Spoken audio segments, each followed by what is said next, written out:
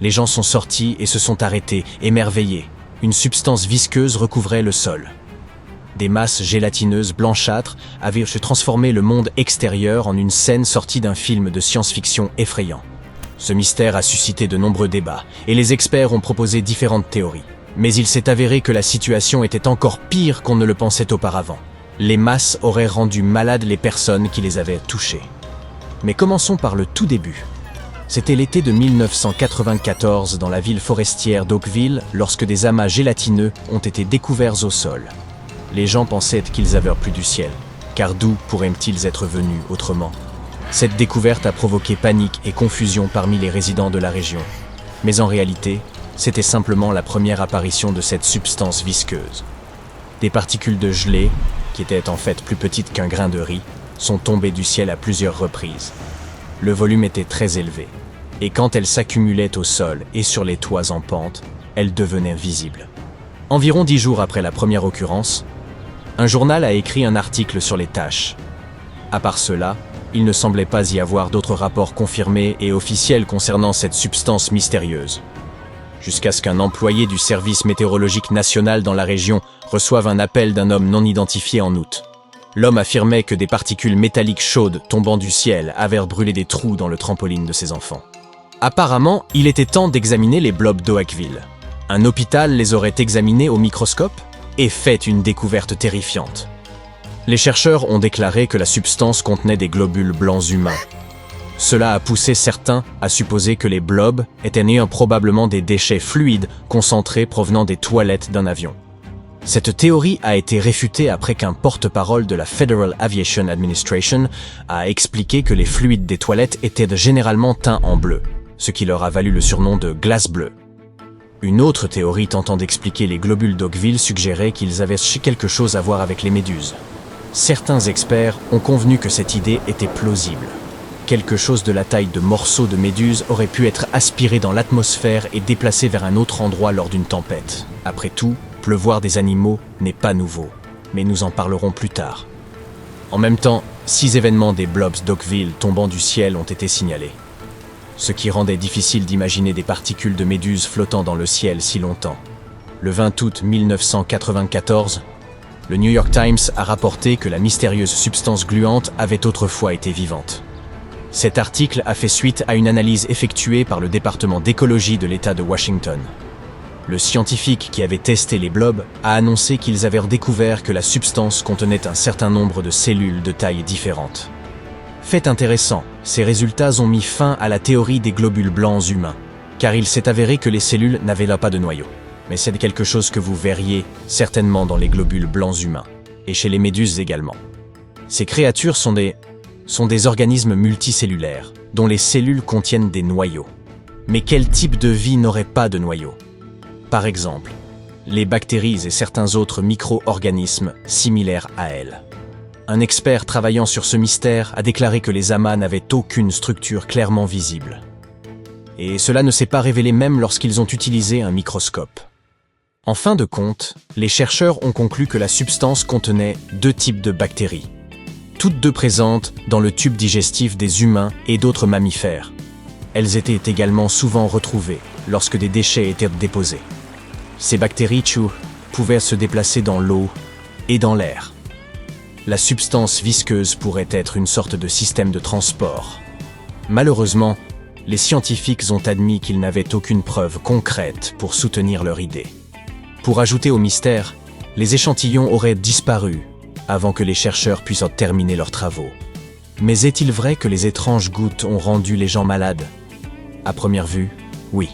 Quelques habitants d'Oakville ont signalé être tombés malades et avoir ressenti des symptômes similaires à ceux de la grippe après avoir touché les gouttes d'Oakville. Mais était-ce une conséquence directe? Personne ne le sait. Les experts admettent que les cas de maladie pourraient avoir été une coïncidence, ce qui rend l'incident encore plus intriguant. Jusqu'à présent, le mystère reste non résolu. Maintenant, passons à d'autres choses qui tombent du ciel. Mauvaise nouvelle. Certaines peuvent être totalement dégoûtantes, comme des vers tombant du ciel en Chine et se tortillant sur les voitures des gens. Certaines personnes pensaient qu'il s'agissait d'une pluie animale, tandis que d'autres n'étaient pas convaincus. Ils ont déclaré que la vidéo était truquée puisque les vers étaient uniquement sur les véhicules et pas sur le sol. D'autres étaient sûrs que les pluies de verre étaient une chose tout à fait normale en mars. Burke, heureusement, pas là où j'habite. Mais la chose la plus choquante, des pluies de verre bizarres se sont également produites dans les îles britanniques. Par exemple, en Écosse, des enfants jouaient au football lorsque des vers ont commencé à tomber du ciel. La raison pourrait être un changement climatique important ou qui sait quoi. Mais les cas de pluie d'animaux ont en réalité commencé il y a longtemps. En 1877, une tornade inhabituelle a frappé une ferme dans le sud de la Californie, apportant avec elle plusieurs petits alligators d'environ 0,3 mètres de long. En 1894, une tornade a traversé l'Angleterre, laissant tomber des méduses venimeuses sur la tête des gens. Bien que certains témoins aient affirmé qu'il ne s'agissait pas de méduses mais de têtards, l'incident était tout de même extrêmement étrange. En 1876, dans le Kentucky, une pluie de humour noir a été enregistrée. C'est à ce moment-là que des morceaux de viande sont tombés du ciel. Maintenant, laissez-moi vous dire, si vous êtes sensible, vous pourriez vouloir passer cette partie. D'accord, je vous ai prévenu. Les habitants ont affirmé que la viande avait le goût du mouton. Mais plus tard, les chercheurs ont découvert que des vautours volant au-dessus de la région ont dû se sentir mal et ont régurgité leur repas directement dans les airs. Burke, je vous l'avais dit! Tous ces cas sont des exemples de la pluie animale. Un phénomène météorologique rare dans lequel des animaux incapables de voler tombent du ciel. De tels cas ont été rapportés à travers l'histoire, en commençant par 1794, lorsque des soldats français ont vu des crapauds tomber au sol lors de fortes pluies près de la ville française de Lille. Comment ces pluies se produisent-elles? Cela pourrait être différent selon les espèces. Par exemple, les grenouilles et les crapauds errent souvent en grand nombre dans la campagne. Des vents puissants peuvent les soulever et les transporter sur de grandes distances. Prenons les poissons maintenant. En 1861, il y a eu un signalement de pluie de poissons à Singapour. Et un naturaliste a spéculé qu'à cette époque, une migration de poissons-chats marcheurs pouvait être en cours. Ainsi, le vent aurait pu les transporter sur la terre d'une flaque d'eau à une autre, comme s'ils avaient suivi la pluie. Quoi qu'il en soit, l'explication la plus courante de tels cas est qu'il n'y a pas de chute réelle. Les animaux sont simplement entraînés par les vents ou quelque chose de similaire. Cela peut également expliquer pourquoi il est généralement rapporté qu'une seule espèce animale tombe du ciel. Une autre explication probable concerne les trombes marines. Ce sont des tornades se formant au-dessus de l'eau. Une trombe marine peut potentiellement transporter des animaux à des altitudes relativement élevées et les emporter vers des endroits éloignés. Cette idée est étayée par la suggestion selon laquelle les pluies d'animaux sont souvent précédées de tempêtes. En même temps, cette théorie n'explique pas pourquoi chaque incident ne concerne qu'une espèce, et non un groupe d'animaux de taille similaire provenant du même habitat. Voici quelques autres exemples de pluies animales. En 1947, des poissons ont commencé à tomber du ciel en Louisiane. Et en 2005, il a plu des grenouilles en Serbie. En 2010, une petite ville d'Australie a connu une pluie de perches. Ces phénomènes ont très probablement été causés par des tornades, soulevant des objets du sol et de l'eau pour les déposer dans des régions totalement différentes. Parfois, même les iguanes peuvent tomber sur votre tête.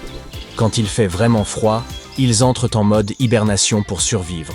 Mais même s'ils peuvent sembler gelés, ils sont toujours vivants. Quand il fait plus chaud, ils recommencent à bouger. Mais malheureusement, dans cet état refroidi, ils peuvent tomber des arbres, ce qui est dangereux à la fois pour les animaux eux-mêmes et pour les passants.